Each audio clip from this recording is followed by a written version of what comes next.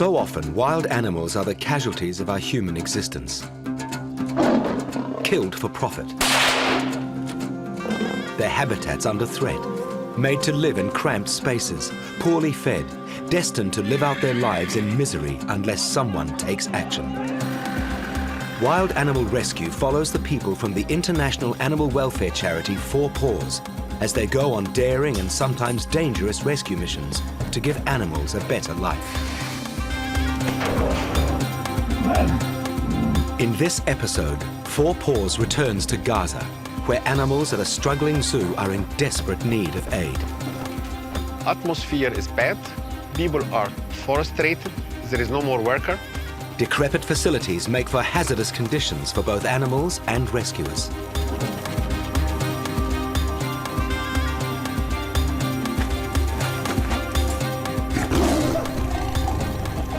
And tensions in the region put the mission in jeopardy. There is problems here in Gaza to 30 places shuttle.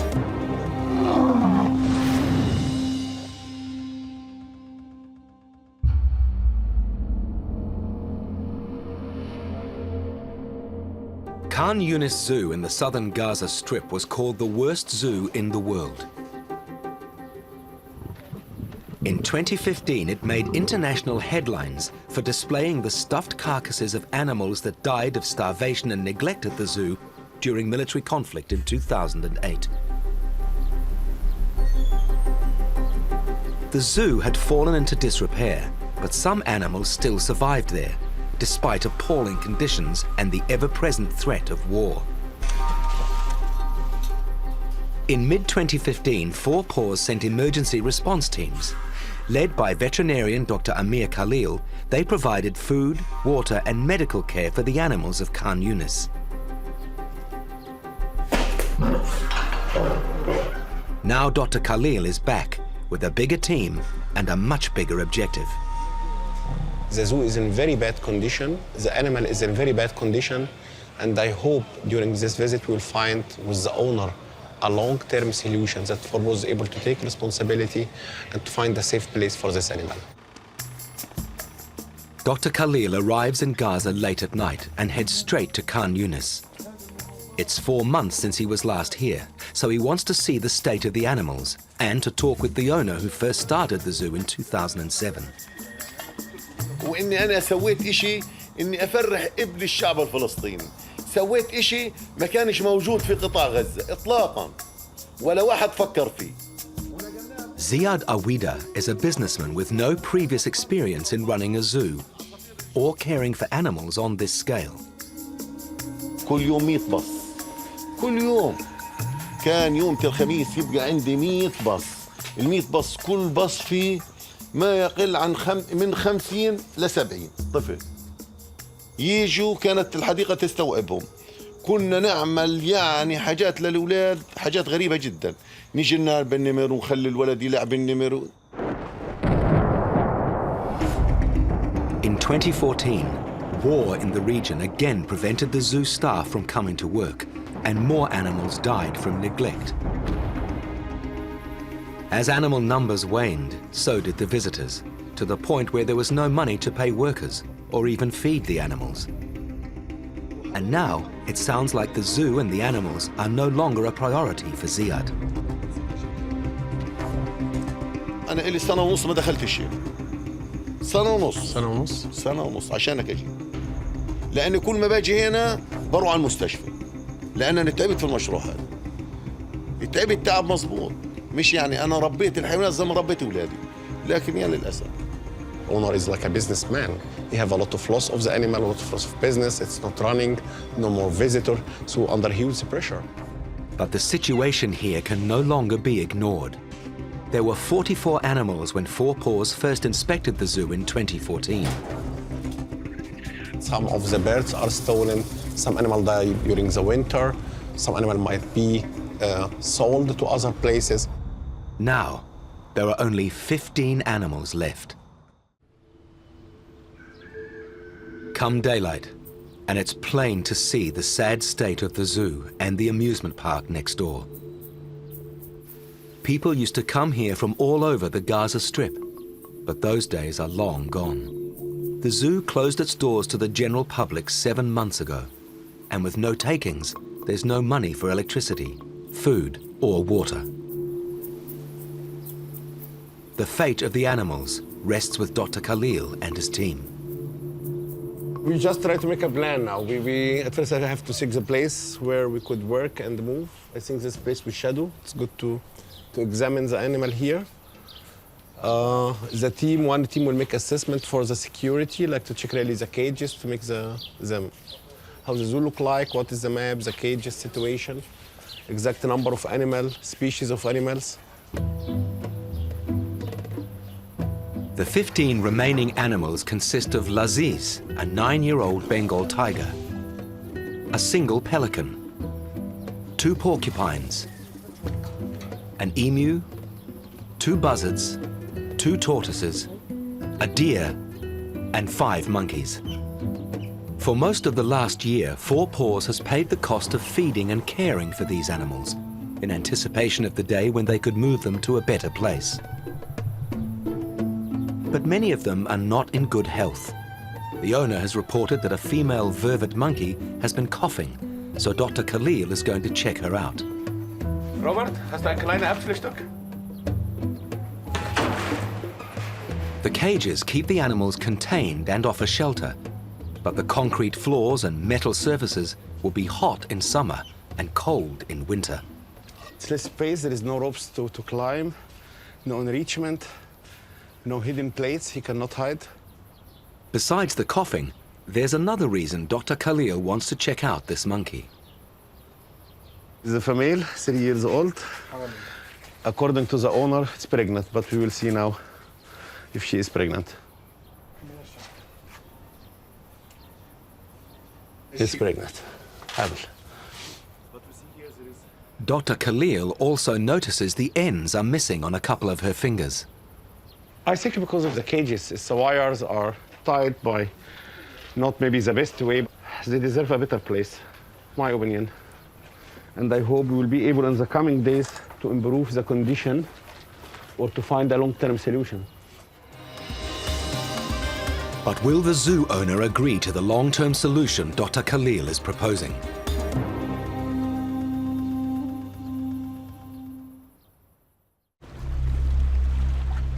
A 4 Paws emergency response team has come to the Gaza Strip.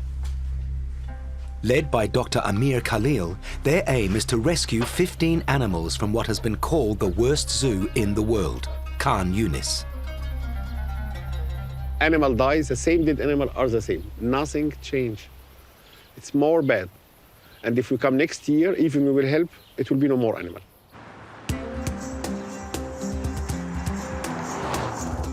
While Dr. Khalil negotiates with the zoo owner, the rest of the team head to the local market to stock up on supplies.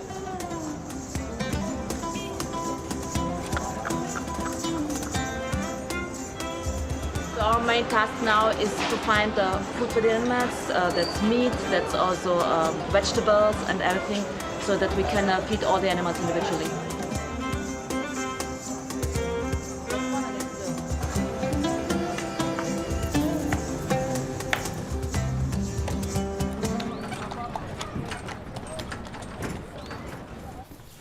Elizabeth is hoping Dr. Khalil can persuade the zoo owner to close the zoo and let them take the animals out of Gaza. Last night there were long negotiations. Now they are talking about logistics, documents. I'm hoping and I'm very optimistic. Until a deal is reached, the team must ensure the animals not only survive, but are healthy. That will increase the chances of a successful move, if it goes ahead. We fed them yesterday, but as you can see, they're still very hungry, very motivated. The same cannot be said of the few people still working at the zoo. Motivation is down. Atmosphere is bad. People are frustrated. There is no more worker, only it is a family. Father don't come here. So this one is for the deer. Okay. The zoo is managed by the owner's son, Muhammad Awida. At 25, he spent all of his adult life working here. كنت كل يوم اجي انا الصبح يعني أطعم هذه الحيوانات وأشربها، واللي كان بده علاج كنا ننقذه، وكنا يعني ننظف عند الحيوانات، تستقبل الزوار، أورجي الزوار إيش في عندنا مثلا حيوانات، لأنه مثلا أورجي مثلا يطلبوا مني إنه مثلا وقت الشيء أنا بيني وبين قديش عمره كذا، إيش بياكل، إيش كل هذا كله أنت كنت فاهمها للناس. Laziz, the Bengal tiger, was the zoo's star attraction. Sadly, he had a sister who died during the conflict in 2014. معظم جبنا النمر 4 كيلو، اليوم عند النمر بزا 130 كيلو، كنا نوفر لهم كل الإمكانيات على أساس إنه يعيشوا في راحة، لكن الظروف حكمت إنه إحنا في هالوقت هذا. Like most of the animals at the zoo, Laziz was smuggled into the country through tunnels running underneath Gaza's border with Egypt. The tunnels are also used to smuggle weapons into the strip, making them a target for the Egyptian and Israeli military. This makes the importation of animals an extremely dangerous and expensive task. There are 6 zoos in Gaza, and Khan Yunis isn't the only one where animals have suffered extreme hardship. Rafah Zoo was severely damaged during the 2014 war, and many of its animals died. And the nearby Mara Land Zoo made headlines by painting stripes on donkeys to replace 2 zebras that had died from starvation during conflict. But Khan Yunis has the unusual distinction of still continuing to exhibit its animals even after they had died. Not wanting to totally write off the money he'd spent importing them, the owner embalmed 50 animals himself by following online tutorials, including Laziz's sister. Unfortunately, Dr. Khalil's negotiations with Ziad aren't going well. He was looking for a financial support to help his family, and we can never come together. We are not able to come to common agreement. Dr. Khalil's #1 priority is getting the animals into better living conditions. Best scenario, takes the animal out. Second scenario, we will give some support, but not forever. 4 Paws has provided that support for the last 12 months. But they've not seen enough of a commitment from the owner for it to continue. We have to give a lesson also to the people. It's not the way if you are not able to solve your problem, the help will come from outside. You have to start yourself. If you love your animal, care for them.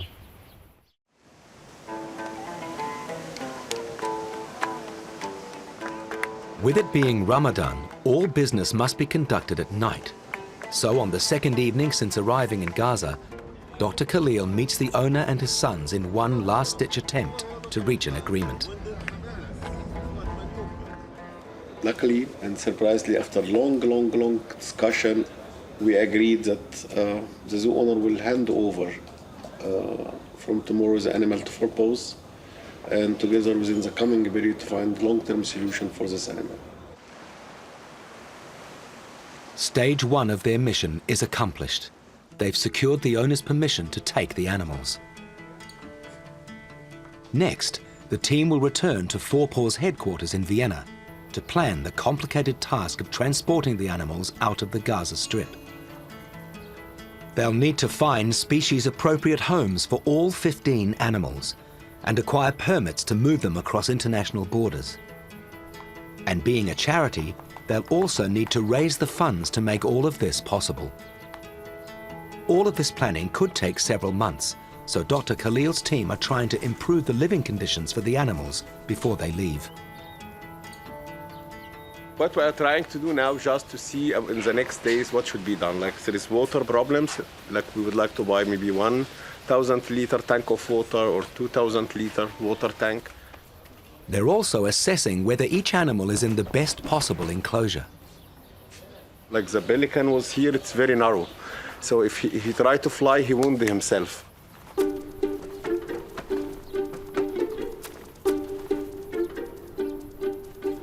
Many of the enclosures at Khan Yunis are so small, they'd be considered illegal in other parts of the world. But with plenty of cages now empty, the animals can be moved into more generous spaces.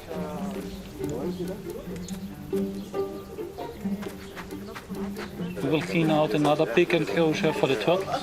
For the turtles? Yeah, but I have to clean it up because it's some wood in there and stuff like that. Then we will move the turtles there. This will be no big challenge because someone will take them and move them.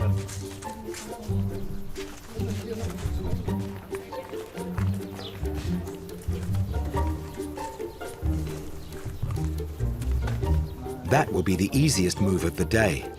With their incredibly sharp spines, the porcupines are more of a challenge. I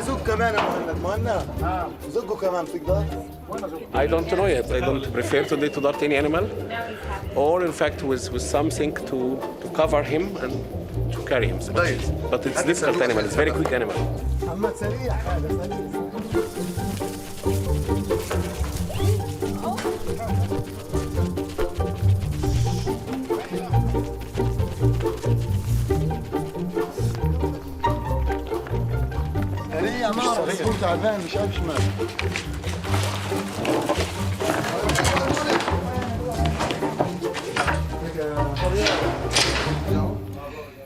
It's important that the female deer isn't stressed, so she won't be moved out of the enclosure she's in. She's pregnant and she will get baby soon. Maybe tomorrow, after tomorrow. It's likely the team will have departed by the time she gives birth, so she'll be taken care of by local vets. But Dr. Khalil does give her some booster shots before they leave. This is multivitamins.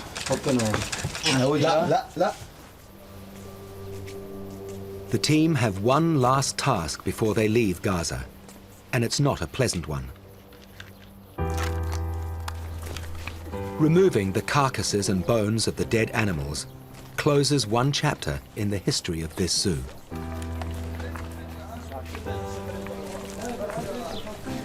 كانت الراحة الإمكانيات لكن رغم هيك إنه أنا مبسوط قدمتها اليوم للمؤسسة. And when the living animals are finally taken away, Khan Yunis Zoo will come to an end. تستمر الحياة تاخذ حياتها. أنا بالنسبة لي أنا ماليش مفر غير إنه أنا يعني هي شغلانتي الوحيدة إنه أنا يعني بحب الحيوانات ومدموج مع الحيوانات. لكن رغم هيك يعني قاسة يعني حاشتغل بشغلانتي أنا من أجل إنه أنا تعيش الحيوانات إنه تبقى مبسوطة الحيوانات وتعيش في حياة كريمة زي ما أنا بتمنى لأنه أنا هذه أمنيتي.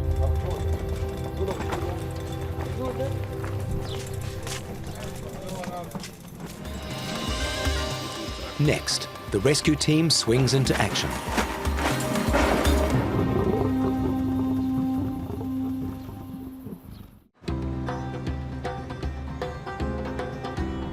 Two months later, and after much planning and coordination, the Four Paws rescue team arrives in Tel Aviv, Israel. Including Dr. Khalil, there are 12 team members assembled from all over the world. So we are back in Gaza. We are not yet in Gaza. We are back in Israel. And the main mission is to evacuate all the animals from Khan Yunis and to close this capital of Khan Yunis forever. After all of us get the passport, we will go through here with all our luggage. After this, we'll come to special corridor. As mission leader, Dr. Khalil is anticipating that he will have his hands full dealing with negotiations and security for the team. So he's brought in two veterinary experts. From the animal point of view, things should not be a problem. But I think the most difficult part will be actually the transport and all the, the passing through. First thing we have to do there is to get an overview and how we proceed, because we are working with tiger, for example.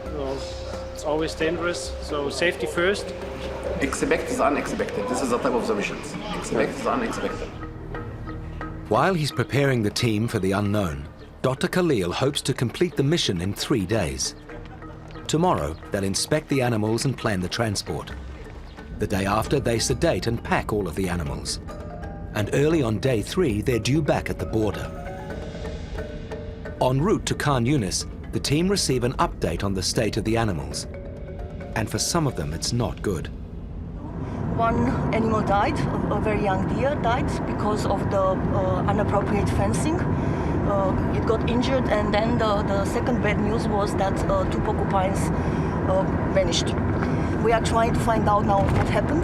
It's not a very comfortable situation because either they've been killed or they've been traded or whatever.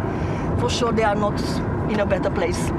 So what we try to find out is where they are, if they are still alive, and to integrate them back into the group and to rescue them as it was planned. It's not a good start. The team are now nervous about what other surprises await them at Khan Yunis.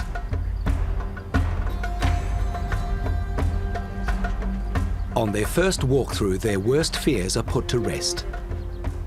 The work the team put in before leaving last time has paid off. All the animals appear to be in good health. Dr. Gurit is especially interested to see Laziz the tiger because he has the longest journey ahead, traveling all the way to South Africa. The animal itself doesn't look that bad. He is bigger than I thought, or I got the information. So he's a little bit excited. You see he's running around, but his general condition is not so bad. But the enclosure, it's far away from ideal to load an animal, so we have to think about how we proceed. Normally, dangerous animals are sedated, but tigers don't respond well to anesthesia.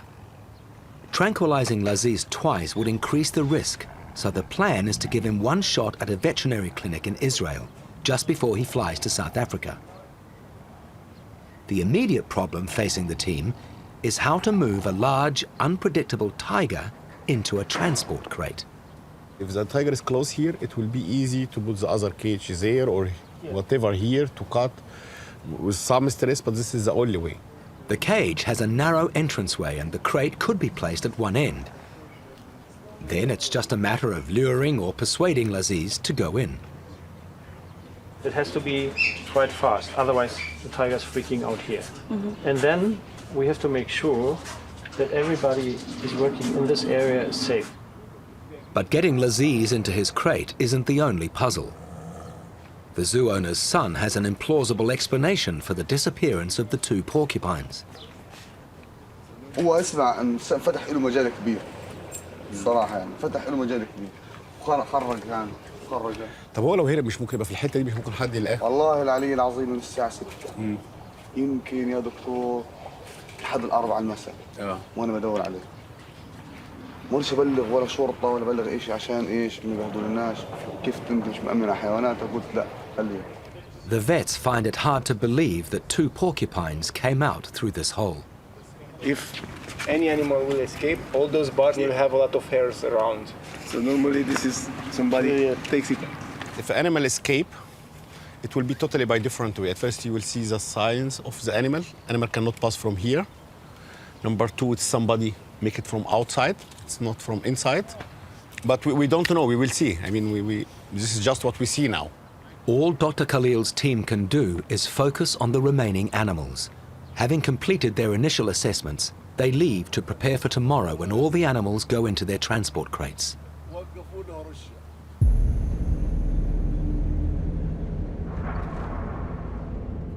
Dr. Khalil warned the team to expect the unexpected, and sure enough, on their way back to the hotel, they pass large plumes of smoke.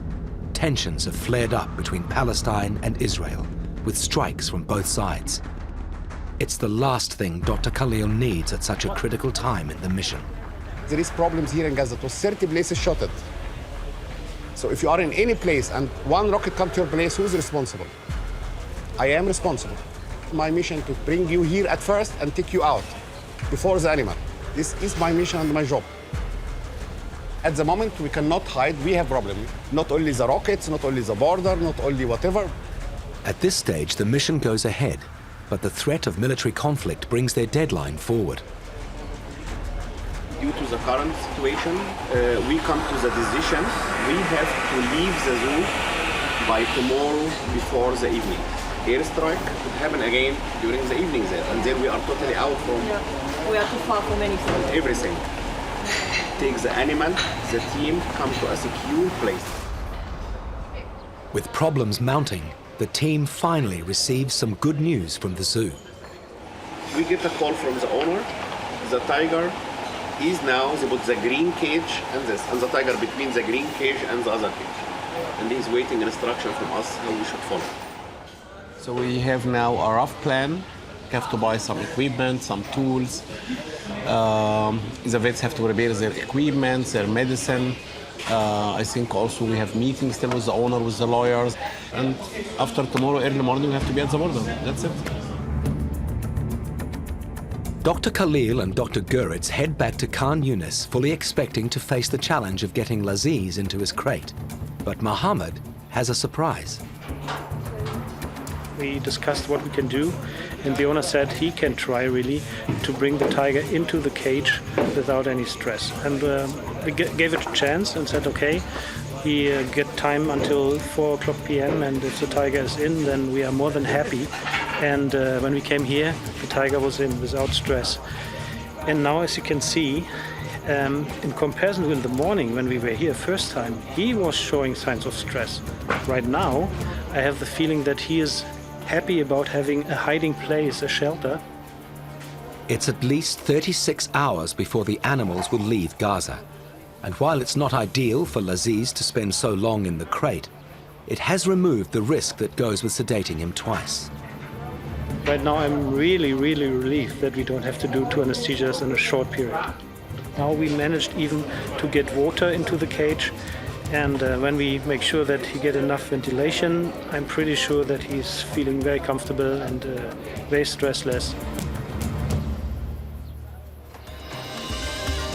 Next, the disappearing porcupines miraculously reappear.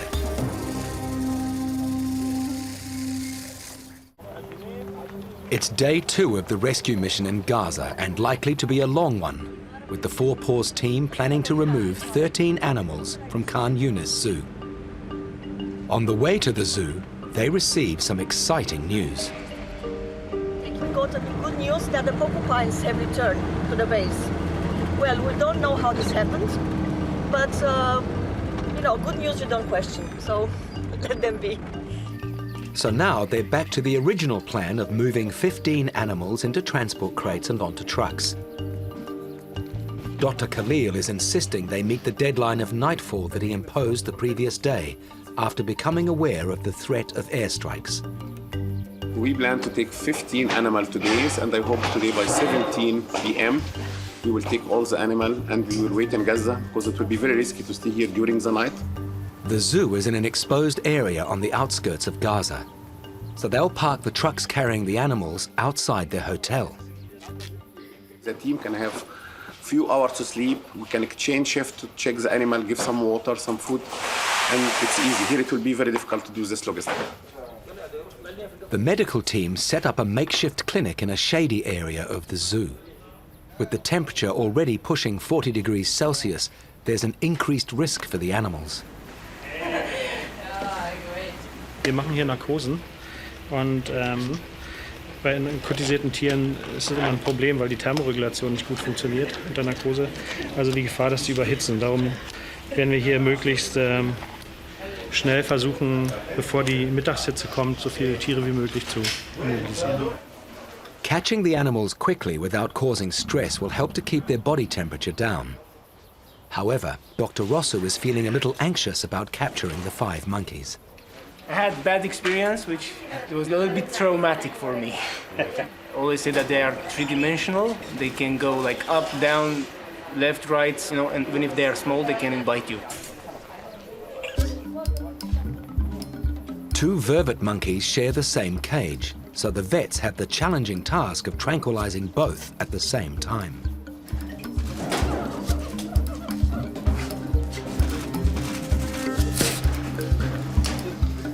Even Dr. Guritz, with all his experience, struggles to dart these fast and elusive creatures.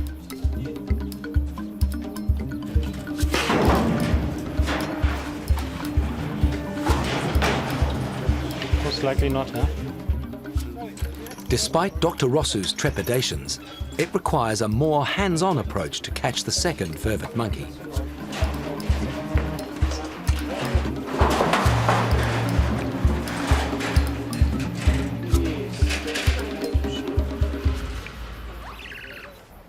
After being hard to dart, the vervet monkeys are now fully sedated. The female is pregnant, and Dr. Goeritz is checking her out with an ultrasound scanner. She's quite advanced already. So that's the reason why we should try to keep the procedure as short as possible now. So we should hurry up a little bit with her. This is a heartbeat. The frequency of the fetal heart is almost double as of the mother. But everything is fine. The heartbeat, fetal heartbeat is fine. The tiger, Laziz, has been in his crate for over 12 hours, and with the temperature climbing, there's the risk of him getting very hot.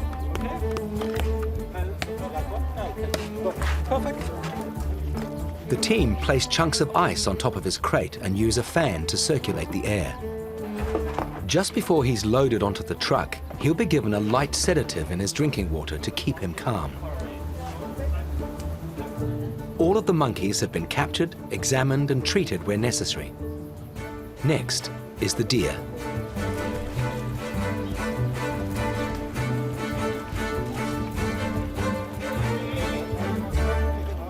We know that the deer is limping, the deer is injured. We don't know how that happens and when it happens, but we also know that the deer had a baby. Unfortunately, the baby died a few days ago. So, now we are going to do a proper examination, maybe a treatment, and then we'll see. It's pretty much a normal injury in the fence or something like that. It's like a traumatism, like a trauma. Sorry. It's quite deep, and fortunately it might need a couple of bandages until it closes properly. You have more of these bags? Yeah, yeah. We cannot suture it because it's infected. So if you suture it up, then it will blow up. So we really have to clean it, and then it has to heal from inside. In the meantime, we have to treat the symptoms, painkillers, antibiotics. Next up, the escapee porcupines. Wherever they went, it doesn't appear to have affected their health. I don't know honestly what happened exactly. They were disappeared, but no compromises condition. We have to find them, they have to work hard, and luckily today we find the animal again. So we are not interested in what happened, we have them now.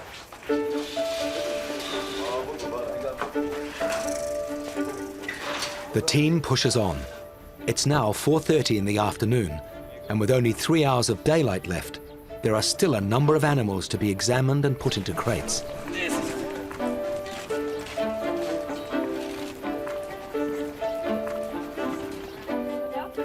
Wherever possible, animals are not tranquilized.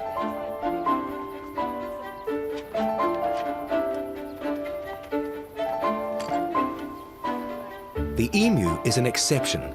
He is sedated, again using a blowgun.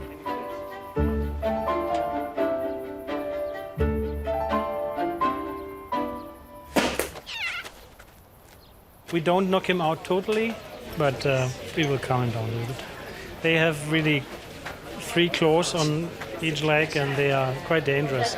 There's no reason at the end of the day, after all these procedures, that we risk anything. So, and even for the transport, then he's a little bit calmed down. So.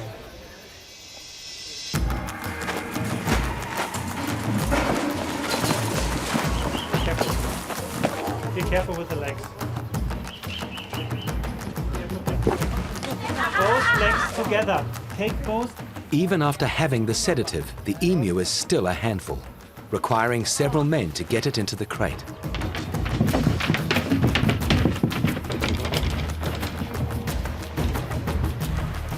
That was the last animal. The light is starting to fade, and they still have to get all the crates loaded onto the truck.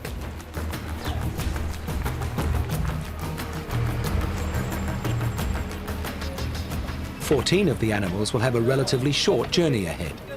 They're heading for sanctuaries in Israel and Jordan. But Laziz the tiger will take a much longer route. Now is the final big milestone of the day, and that's loading Laziz. The crate is amazing heavy, around 400 kilos. We will have to carry this for about 300 meters.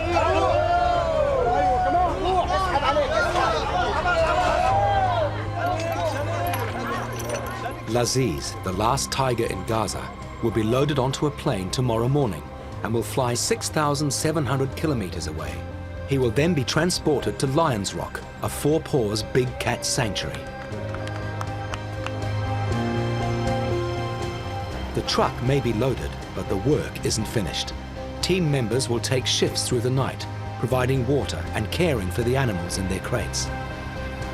It will be their last night in Gaza, with the promise of a new life about to begin.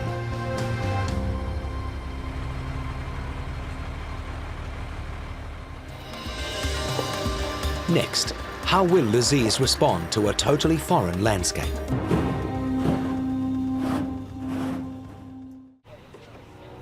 The Four Paws team has only had a few hours sleep, but are up before dawn. A quick inspection of the crates follows, and then they're off. With virtually no street traffic, they make good time getting to the Palestinian border with Israel. All the animals seem to be fine. What I would like to do is just give them some water, and maybe for the monkeys, because they were forced in the crates, give them some food. Sorry.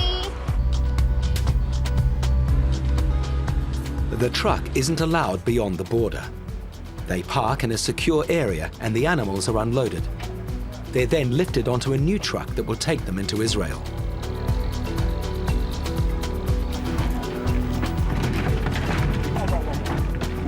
With temperatures reaching nearly 50 degrees Celsius, it's exhausting for the team and for the animals inside their travel crates.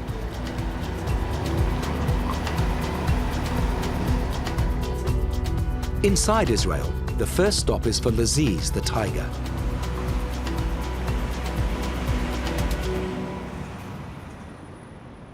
He's tranquilized and then given a thorough medical check. This is necessary for export permits to be issued. It's also an opportunity to see if there are any health problems that will need further attention once he gets to the Lion's Rock sanctuary. What I saw already is that there's dental work needed. Otherwise, there is a skin lesion, so we have to take samples. It's maybe a yeast infection or whatever, but otherwise he is in good shape. He's a little bit overweight. He needs exercise. Laziz will be getting lots of exercise when he arrives in his new home in South Africa's Free State. Meanwhile, the monkeys have been delivered to their new home, the Israeli primate sanctuary. So I think we should take these monkeys out. Yeah. They've been inside for a very long time. The sanctuary was founded 20 years ago and now houses over 1,200 primates. Many came from a farm that bred monkeys for laboratory testing. This is the kind of area we are preparing for them already in the other side of our sanctuary. Coming from cages of concrete and steel, the Khan Yunis monkeys have never experienced trees and greenery before. So they'll be given a few days to settle in before being released into the main enclosure.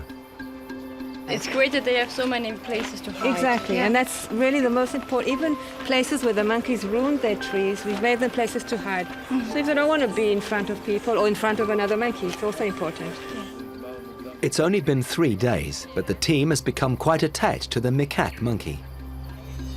I just can't wait for him to be released. That's true. And Yeah. I really look forward to hearing from you Yeah. the good news once it's going to happen. Yeah? We'll send you the pictures. Oh, thank you very Yeah. much.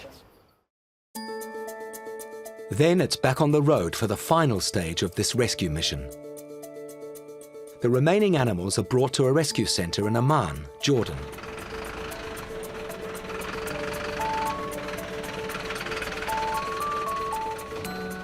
Arriving late at night, the crates are carried to the enclosures and the animals released.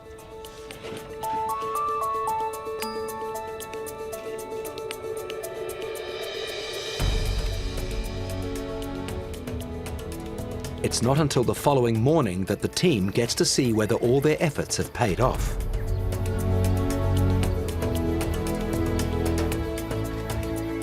The hard thing for me is always to see when the animals get packed. They are, of course, under a lot of pressure because they don't know what's going on. Seeing them here now is really nice because They are really relaxed and they are going to adapt and they are in the shade and they are good. So, mission complete. We are very tired, but we're very glad to see the animal have shadow, have food, have enrichment, and this is still phase one, which is, I would call it as preparation. This facility is a rehabilitation center. Eventually, the animals will be relocated to other sanctuaries, where they will live out the rest of their lives.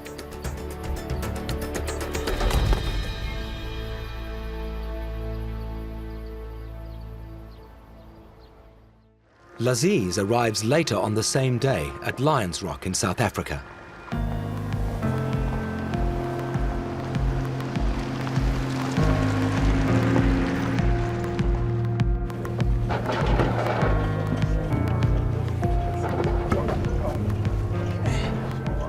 We just open the crate and he can decide by himself when he wants to go out and if he wants to come out. So for us it's important that everyone here is just quiet and relaxed, no loud noises, no whatever he does.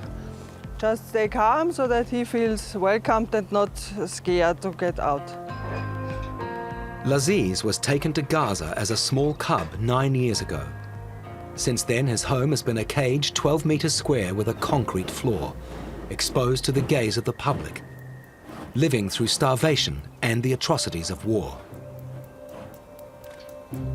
This is a totally foreign environment, which is why he's being released into a smaller-sized adaptation enclosure first, 300 square meters. Once the staff are satisfied that he's eating properly and settled in, he'll go into a much larger space. Hey, good boy. He's super. I think he turned now. It's good. Laziz is showing the effects of spending more than 30 hours in the crate.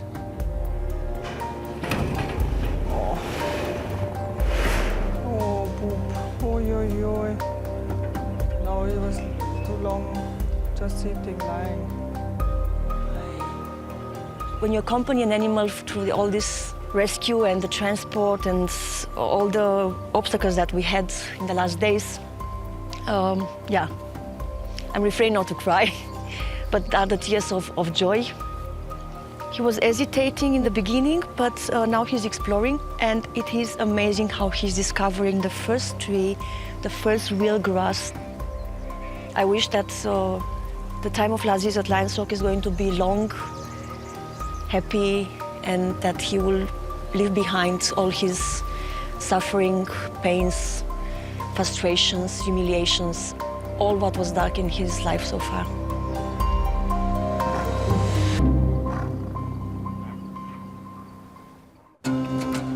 In the next episode of Wild Animal Rescue, we're at a rhino orphanage in South Africa, facing the constant threat of poachers. But despite the risks, they have ambitious plans to return them to the wild.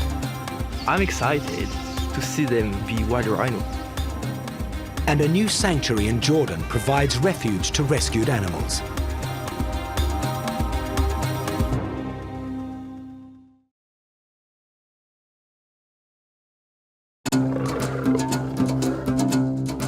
So often, wild animals are the casualties of our human existence.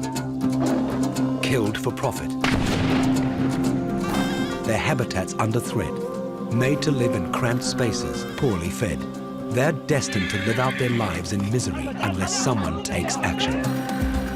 Wild Animal Rescue follows the people from the international animal welfare charity 4 Paws as they go on daring and sometimes dangerous rescue missions to give animals a better life.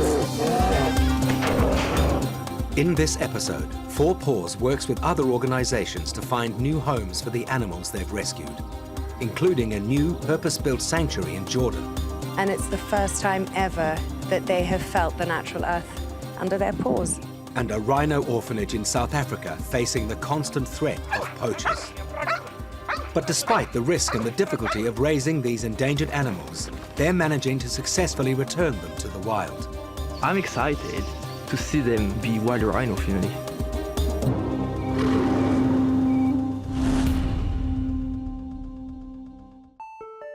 Amman, the capital of Jordan. It's a big day for a number of animals that have been rescued by the international animal welfare organization Four Paws, transported to Amman and temporarily housed in a transit center.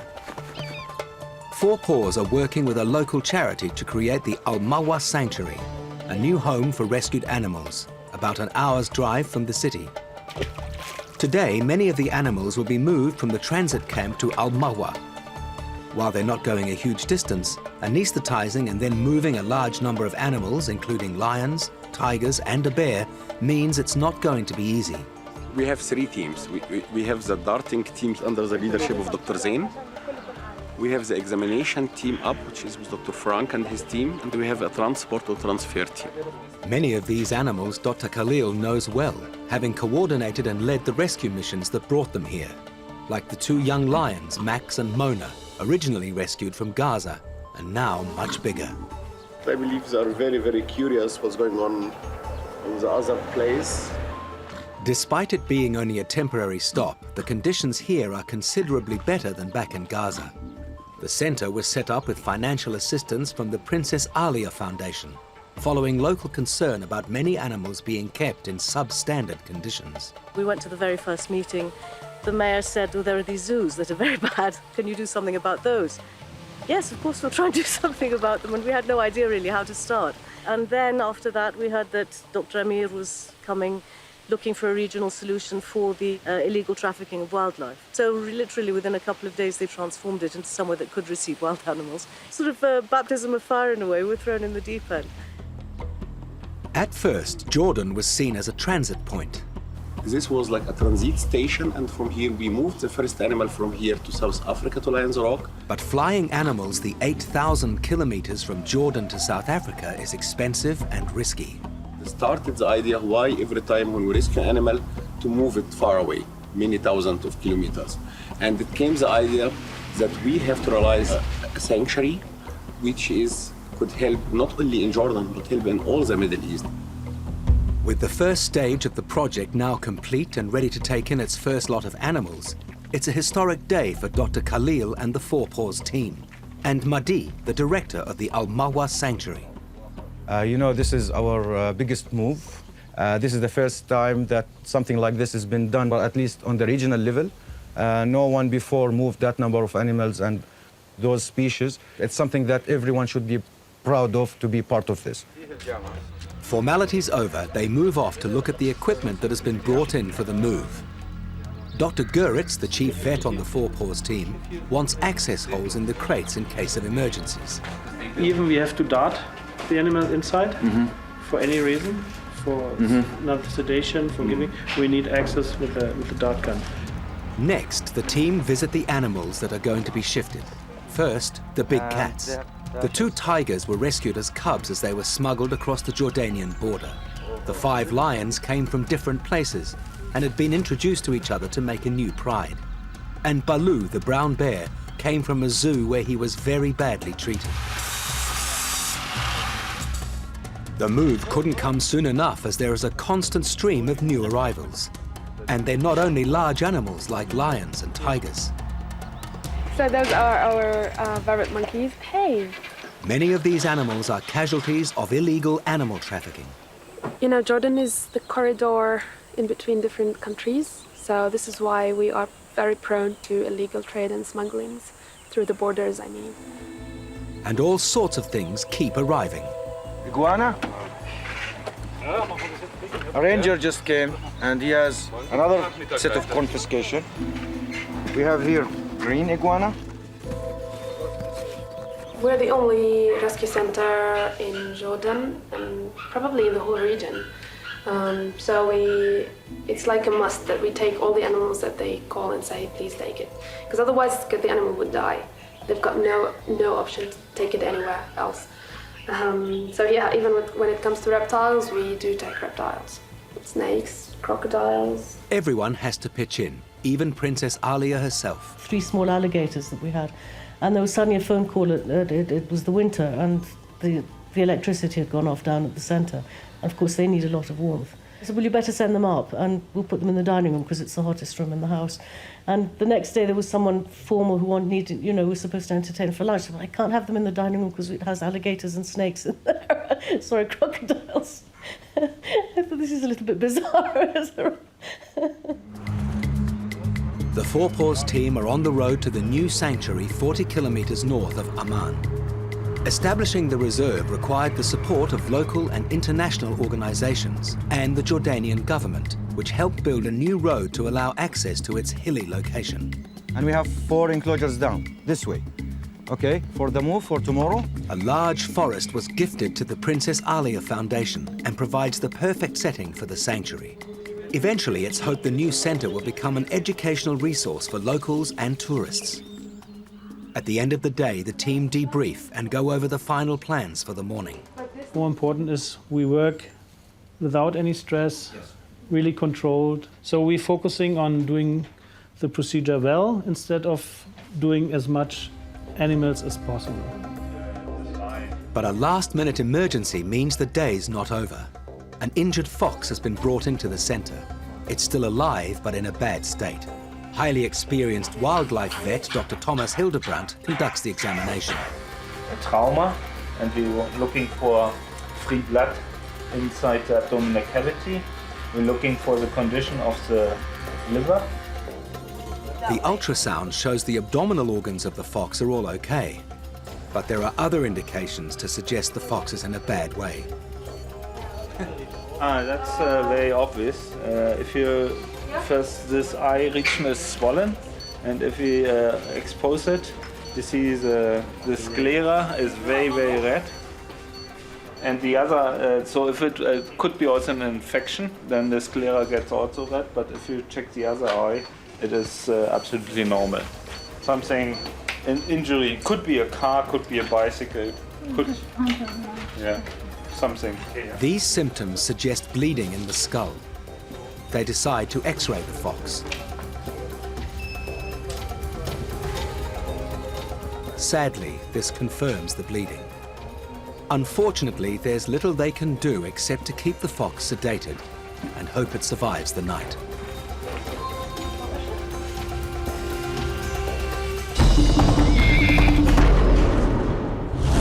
Four Paws works with other organizations all over the world. The Fundum Velo Tula Tula Rhino Orphanage is a wildlife reserve in South Africa, founded by conservationist Lawrence Anthony, who was renowned for his work with elephants.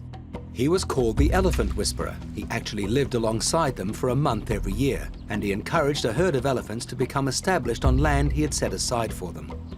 Lawrence passed away in 2012, but it appears he's not been forgotten by the animals he loved so much. Since Lawrence's death, the elephants come to Lawrence Anthony's house. I witnessed it twice. They didn't come straight to the fence, but they came from the other side of the reserve, walking here and coming up, and then they just walk like that. But it's crazy to see. I mean, Lawrence was part of the herd. He literally lived for almost a month with them. So every year since the death of Lawrence, they come back to main house. What makes it especially remarkable is that the herd comes on the very day that Lawrence died. Tula Tula is still owned and run by his wife, Françoise. But since 2009, it's also been home for a rhino orphanage, offering a home to young rhino that have lost their parents due to the activity of poachers. Despite being highly illegal, the slaughter of rhino for their horns continues at an alarming rate. The Tula Tula Rhino Orphanage is run by Karen Trendler with help from Four Paws. Karen is one of the world's leading experts on this endangered species. Ituba is the most recent arrival at the orphanage, having lost his mother a couple of months ago. This little boy, Ituba, comes from a reserve quite close to here. They've had a number of poaching incidents on the reserve. His mother was poached. At 6 months old, he's still a baby in rhino terms, and not yet able to fend for himself in the wild. On arrival, he was so traumatized. He then just hated humans. He was smashing himself against the barriers. And on about the 5th day, he suddenly decided, okay, he's going to accept us. Karen and her team do their best to be surrogates, which means round-the-clock attention, even when he's resting. They're incredibly tactile. So although this looks like bunny hugging and very cute, it's actually a part of giving him comfort and taking him through the trauma. Alison is one of Ituba's 3 keepers, along with Axel and Megan. We're all going to be covered in mud, I can see it. It helps me to get rid of the ticks, protects me from the sun. When I feel hot, I just jump right in here. What makes this orphanage different is that the young rhino have limited contact with only a small number of humans, 3 permanent volunteers plus Karen. Other places tend to have a larger number of volunteers, which can make the rhinos more comfortable around humans. And that makes them an easy target for poachers. Oh, good boy. In the wild, Ituba would be totally dependent on his mother, who would suckle him for up to 12 months and give him constant attention. Oh, you want to play? Izzy, it's me, it's me, it's me. Being a playmate is exhausting work, and not without risk, with Ituba outweighing them and being able to run twice as fast. A few times he caught up with me. I wasn't running fast enough, so instead of running into me, he just cut the corner around me and kept going. So I was concerned for a minute, but he decided, I'm not going to kill you today, Meg. You have another day to live. And I appreciate that. It's so fast! This may look like play, but it's actually an important part of Ituba's rehabilitation, getting him used to interacting with other animals. The aim is to get him in with other rhino or other calves as well, so that he's got companions and he's completely socialized. Every calf that we can put back into the population that can behave and breed as a rhino is a conservation win. Within the walls of this enclosure, Ituba is safe, but outside in the reserve, there lurks an ever-present danger. It all looks peaceful and calm, but in fact the staff and his carers have been on edge. They're on edge because evidence of poaching has been found nearby. At Tula Tula Rhino Orphanage, Karen Trendler and her small team of volunteers raise young rhino like Ituba. Have you got any teeth coming through? Are you teething a bit? Ituba's mother was slaughtered by poachers because rhino horn is worth astronomical sums to international syndicates on the black market. Currently, it fetches $90,000 per kilogram, which makes it more valuable than gold. In an area suffering from poverty, the ability to earn encourages poachers, but it's the syndicates that make the big money. Poachers are usually heavily armed, making them a threat not just to the rhino, but also to the staff. And there have been post-mortems that we've done on poaching incidents where we have found bullets that have been from 2 or 3 previous poaching incidents. The situation has become so critical that Karen has been forced to call in anti-poaching experts to advise and help improve security. They've looked over the reserve and surrounding area, and what they've found isn't good. 20, 30 snares. Yeah. They knocking maybe 2 or 3 impala when they come in, they load those up, it's close to the road. Then they exit. These carcasses are lying all over the place. So it's close to here? In that valley there.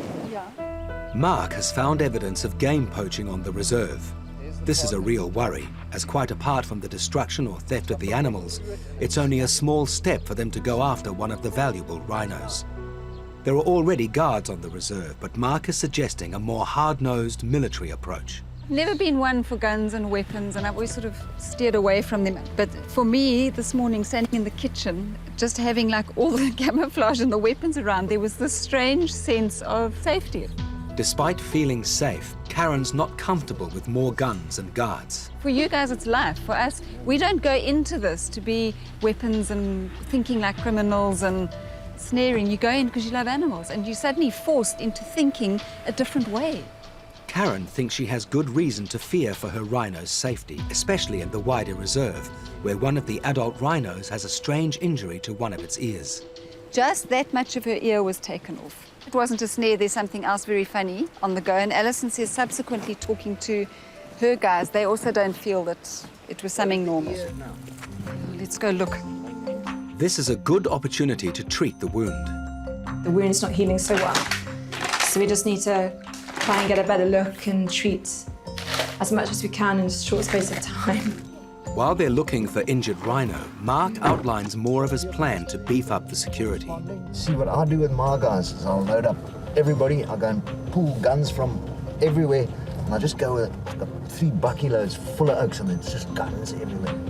It doesn't take long to find the Rhino with the ear wound and her mate. I'm going to lure them to the car so we can look at her wound.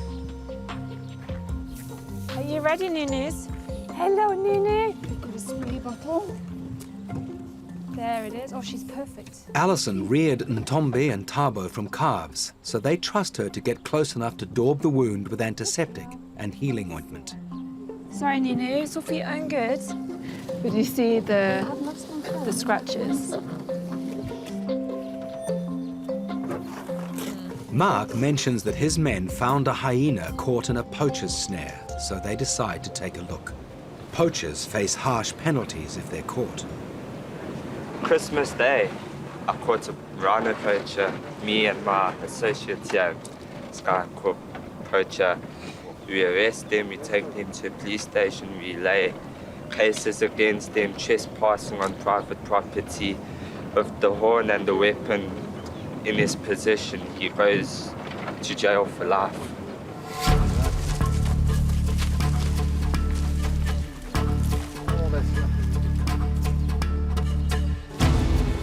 Oh no, he suffered, this poor boy. He fought like. See the strain in his. The snares aren't selective, so lots of other animals die unnecessarily. This hyena was of no value for the poachers, which is why it's been left here. It's heartbreaking for Karen. This hyena's got to me. I don't know why it's got to me so much. Maybe it's just cumulative, or I don't know why, it just has. Seeing this makes her even more worried about the safety of her rhino and her staff. You must understand, if you're pulling your people out, You're going to have it's someone a in month. here. You need somebody to cover you. We've got to keep 2 rhino guards on, or 4 rhino guards. You need 4. Because of night and day. Day and night. And then 2 to do the bush. If you want to be effective, a team that strolls and monitors all the time, checks the bush, checks perimeters, live in the bush. They don't come back to the house. I want them out here all the time. They can set up a camp in the bush. For the sake of the rhino, it's got to be sorted before another one is admitted.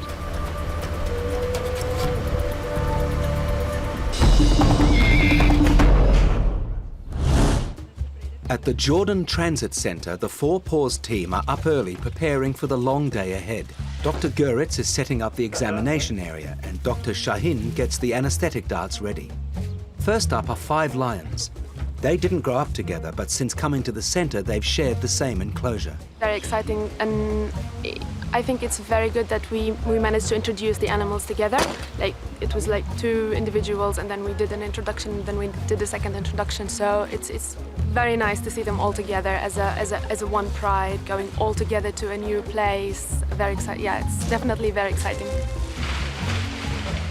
Once it's clear the dart has taken full effect, the first lion is carefully shifted. Many of these animals have little or no medical background because they were rescued from places that didn't keep records. So while they're sedated, it's a good opportunity to do a full checkup in the temporary examination area. While the first animal is being checked, the next patient is darted and moved. So far, everything is going smoothly, and the first lion is in good shape. We checked the heart so far and the kidneys, and these organs look very good, very healthy. After the animal has had its medical check, it's loaded into one of the crates. Dr. Guritz administers an antidote to the anesthetic to bring the lion out of deep sedation. It won't wake him up completely because it's better for the animal if he's partially sedated during the trip. The next lion arrives and another checkup ensues. It's an exhaustive process. They take blood samples and scan with ultrasound and x-rays to get an overall sense of the animal's health. And this animal appears to be in relatively good health as well. If this continues, they will definitely make their end-of-day deadline. So far, we stick to the schedule. So now we are waiting for the 3rd animal. And so far, we didn't find any major pathology, which is good. But their luck runs out with the 4th lion, a 7-year-old female. Yeah, she is from outside a very healthy animal, but inside with ultrasound we found some difficult observations which indicate that she has a health problem. The major health problem is based in the heart. The heart is not contracting enough, it is slightly dilated, and that means she's actually a quite sick animal. The vet decides she's well enough to make the journey today, but they will need to keep an eye on her. The first crates are loaded onto the trucks as the last lion is readied for examination. Summer is the 5th lion for the day. We have just started her and we're waiting her to sleep, obviously. Once she's sleeping, we'll just go do the general examination and off we go. Summer is in reasonable health, so now they can load all the crates. They find branches to put over the crates to shield the animals from the intense sun.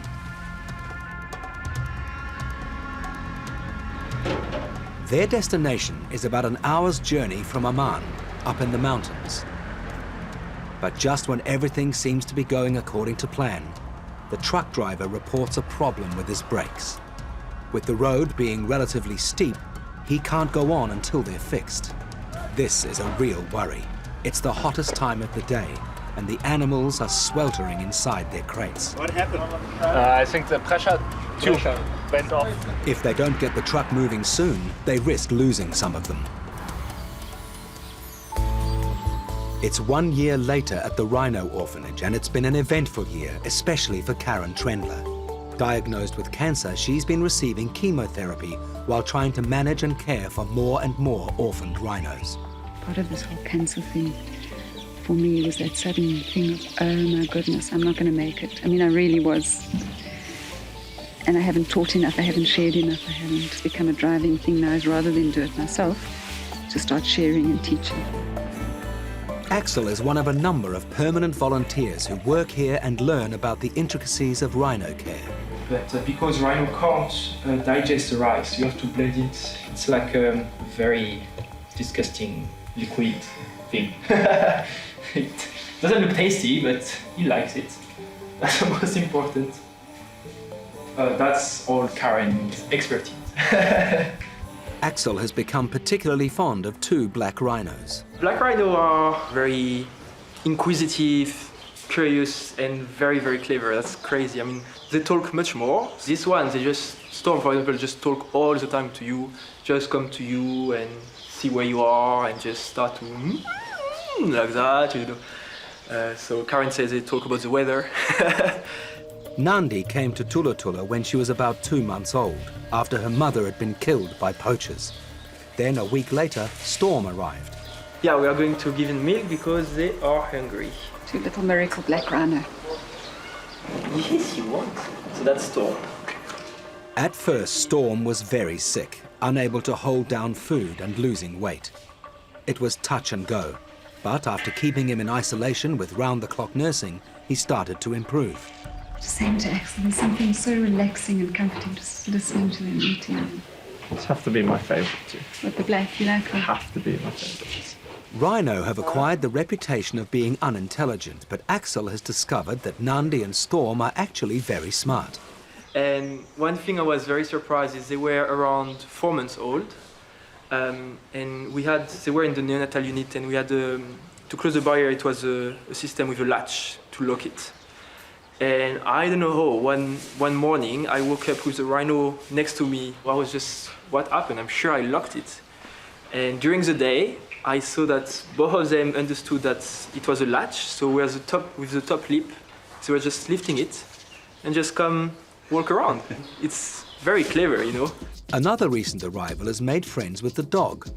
Her name, Mokosi, came after a chance meeting with Zulu royalty at a petrol station.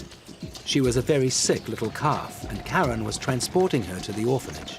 And we were at the garage in Pongola, and these Zulu royal family came across.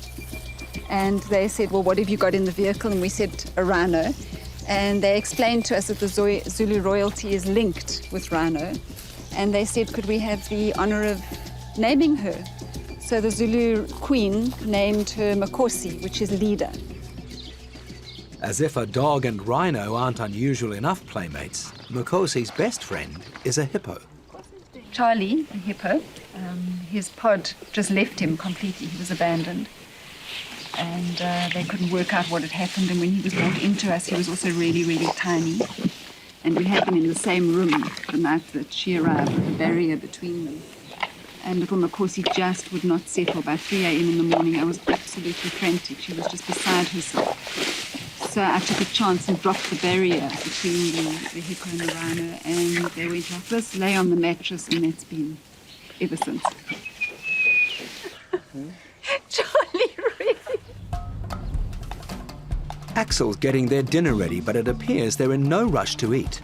What lies beyond the gate seems to be of more interest.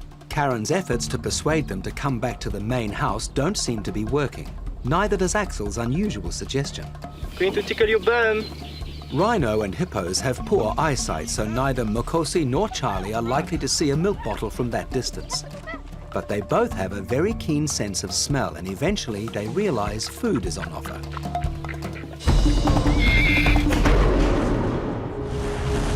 In Jordan, the big shift of animals by the Four Paws team has come to a dead stop.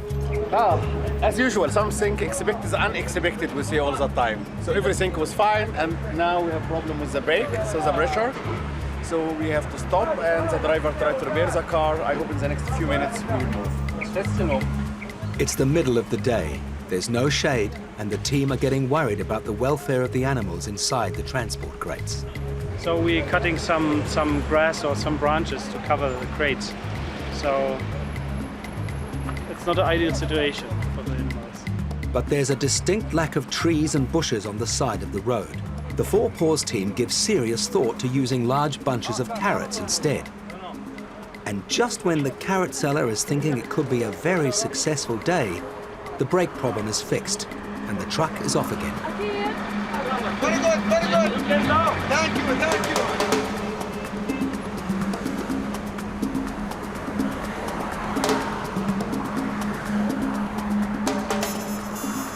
The precious cargo arrives. It's a significant moment. The first animals to be housed at the Al Mahwa Sanctuary. Princess Alia is a patron and has come to watch. This moment represents the culmination of years of effort and cooperation between Four Paws and many different organizations, including her own charity. Even now, when they're just about to be released, the team are still doing their best to keep the animals cool. It's been a big journey for these 5 lions, originally housed in poor living conditions, then moved to the transit center, and now, finally, they're here. Can't cry in front of all of you guys, but yeah, it's just unbelievable. Yeah.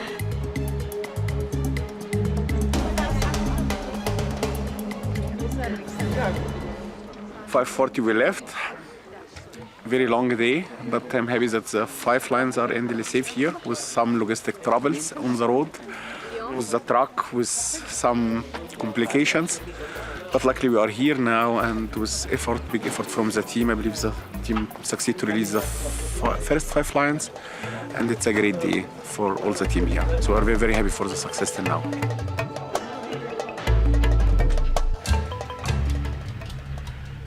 Tensions are high at Tula Tula Rhino Orphanage following recent signs of animal poachers being active in the area. Manager Karen Trendler has engaged a permanent unit to patrol the reserve. There are reports at the moment that syndicates that were operating Kruger, now with the increased security, are now operating here. So we're on high alert again. You know, we get used to living like that, but new volunteers coming in or new people coming in just don't have any idea as to, you know, the level of threat that we're under constantly. The security team is stepping up its activities. Today, they're running a training exercise, teaching a dog to track someone hiding in the bush. We're gonna go out and show you how if we find something, we find suspect or some foot tracks. The dog is given a scent to follow. So I'll take my dog to track and see if we can find any suspect in the bush that was poaching. If this were real, it would be a life or death situation for these guards. With poachers facing life in prison if caught, they usually shoot when they're discovered. So these rangers have to be prepared to shoot back and shoot to kill. This level of force doesn't sit well with Karen. Shoot the poachers, you know, shoot to kill, good policy. But people forget what the impact it has on the ranger. That he's taken someone's life, that he's been put into a position where he's had to protect his own life by shooting someone. If he comes from the same community as the ranger, you know, the poacher that he shot, there have been rangers that have had to actually move out of their communities completely because they've been threatened after.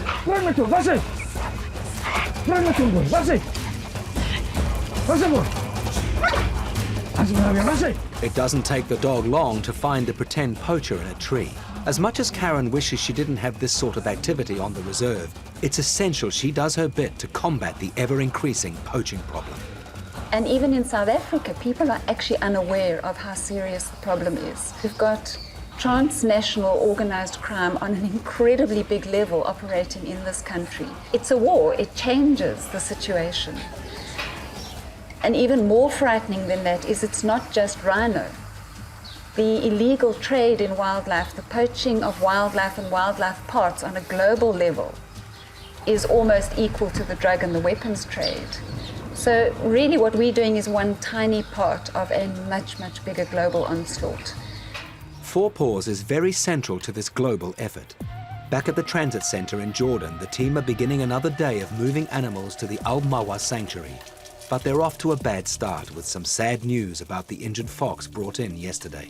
Unfortunately, the fox died. He died from a brain edema, which means the brain grows bigger and bigger and the skull compresses the brain, and that makes it very severe.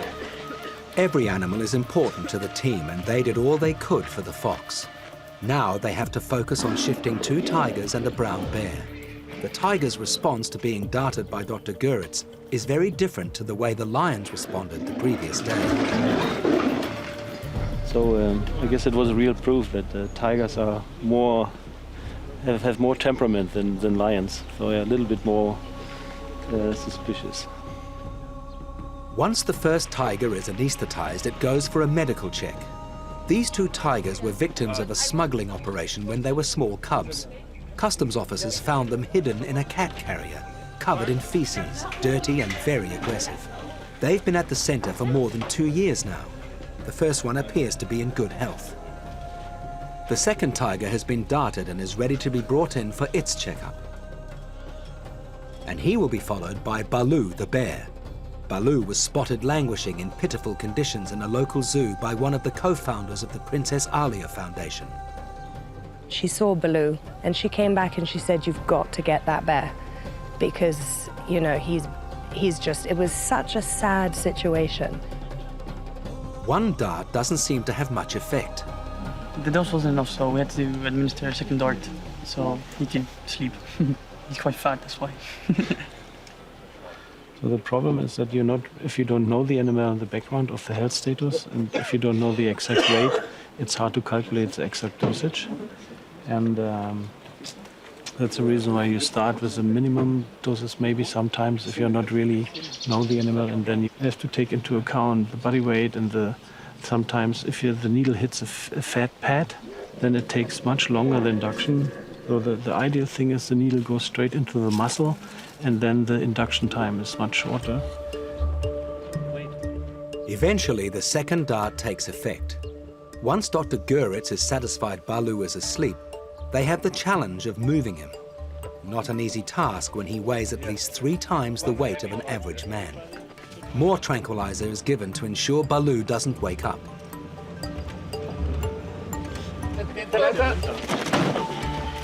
No. He will fall down by this way. Yeah. 3, good.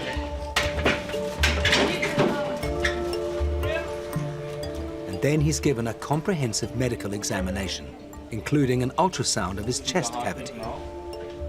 And there's no fluid around the heart. It's not a beautiful view, but it's absolutely okay.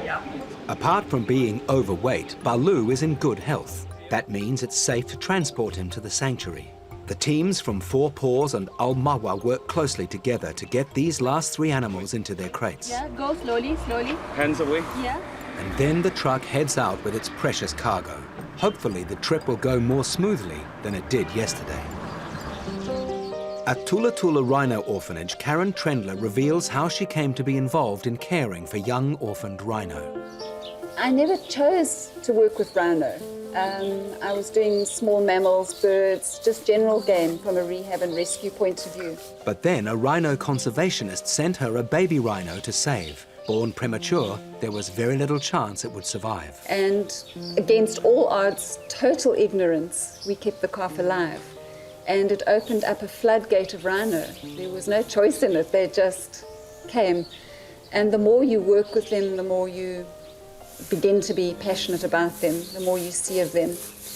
And then when you see them being poached at the rate they are, when you see the brutality, when you see their numbers dropping, it becomes more than just a passion for them, it becomes an absolute fierceness, a desire to protect them. So it's about protecting them now, but also thinking in the future. Can you imagine saying to kids, sorry, we let the rhino die on our watch? This morning, Charlie the hippo and Mukosi the rhino are receiving their regular skin treatment.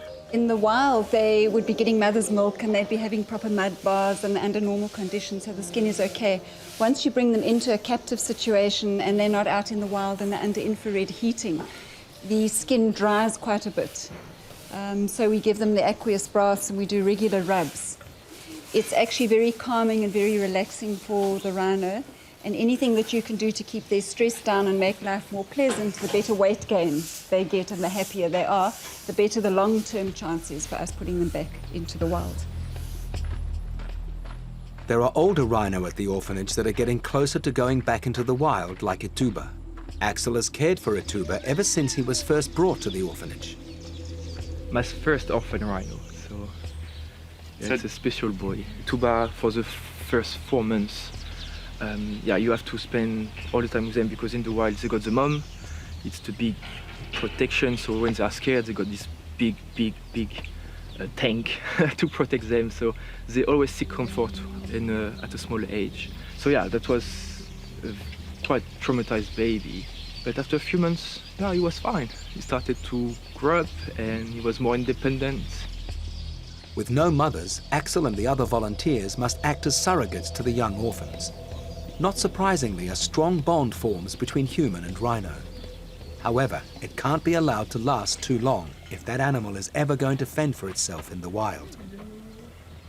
And now we arrive at the stage, he's been introduced to this free rhino, and he doesn't want me anymore.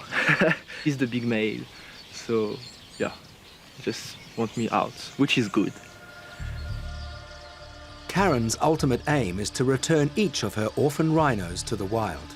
There's a huge concern when you're rearing rhino. You have to try and find that balance between giving them appropriate mothering and comfort, which entails bonding, having a human bond with that calf.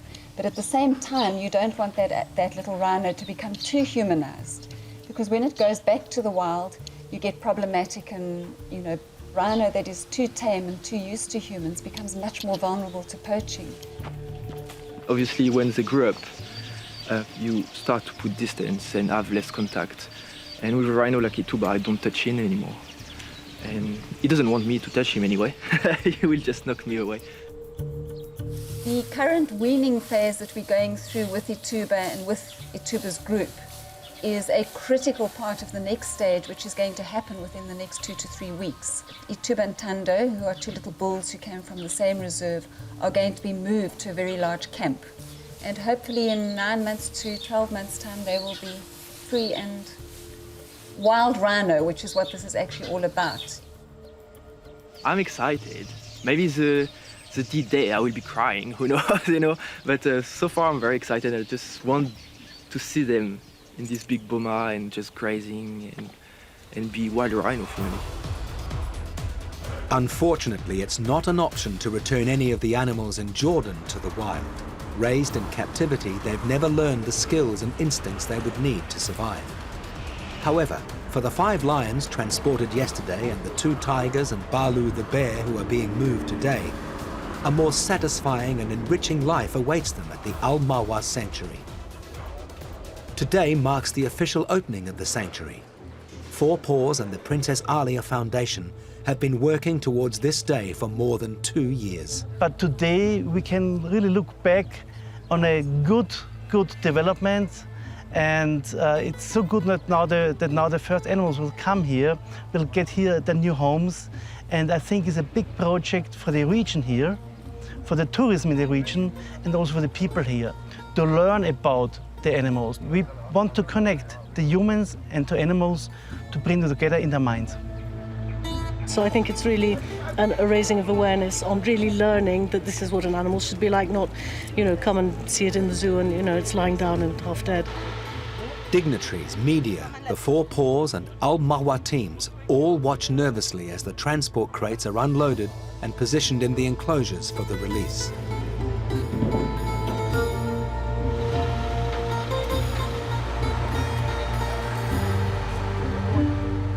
Before long, the first tiger comes out. He's still feeling the effects of the sedation. Baloo the bear plays it safe, giving his new surroundings a cursory once-over before retreating back into the privacy of his crate. There were a lot of people around, talking, chatting, whatever, so that was not easy for him. And bless him, he's got a point, I think. The second tiger shows no ill effects from the trip. Clearly, he wasn't happy with the indignity of being cooped up in a box and wants everyone to know it. It will take several days before all the moved animals settle properly into their new surroundings. However, this has been a very successful start for the new Al Marwa sanctuary. I left all my studies in London just to come and be part of that, so I have huge respect to what Al Marwa is doing. It's not easy to be in the region and be alone, where Al Marwa is the only sanctuary in the whole Middle East. I have seen miracles here coming true, so no, I have huge respect to this organization. And I'm very happy to be part of it. I mean, I'm blessed. 5 lions, 2 tigers and 1 bear could also be feeling very blessed to be at Al Marwa. It's the first time that they have smelt a tree, rolled in the earth, smelt real nature around them. It's the first time ever they've been off concrete.